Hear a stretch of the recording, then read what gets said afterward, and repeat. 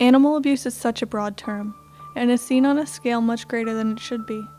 All forms of animal abuse are serious and should be eliminated, both from people's homes and from the community. One of the greatest contributors to animal abuse in the community is the existence of puppy mills. Nearly all pet stores in our local area sell dogs born in puppy mills. The issue with puppy mills is that they're not necessarily highly regulated as some other kinds of industries are. So you don't really know what's happening in a puppy mill, or even, what might be called a kitty mill. It is historically that they overbreed their females. They're not kept well. They're usually all in the backyard. And many of them are also just called like hobby breeders, so they don't really know what they're doing. They don't pay attention to the health of the mother or the father or the litter. And it's really all about money.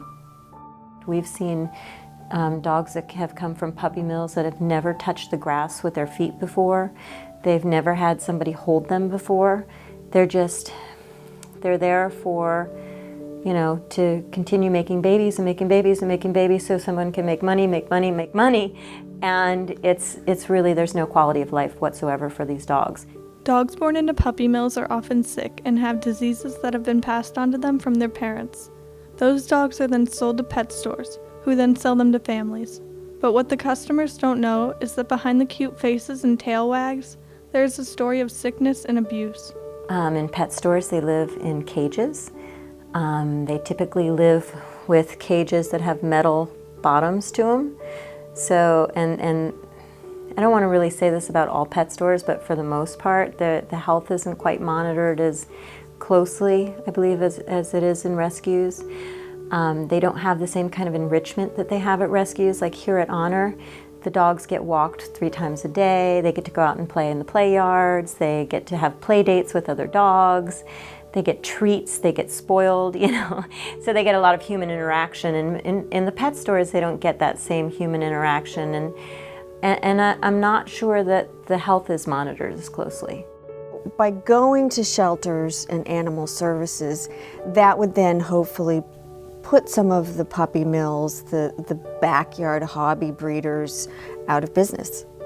The problem with people buying dogs from pet stores is that it encourages breeders, and particularly what we call backyard breeders, to continue to breed because it's a money-making proposition for them. If the pet stores buy from them, then they'll continue to breed.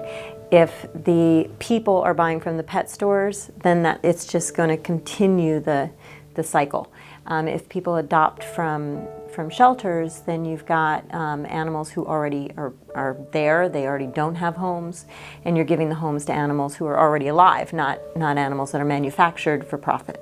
Reach out to places like Nate's Honor Animal Rescue, People for Paws, and other places that rescue animals and support their rights.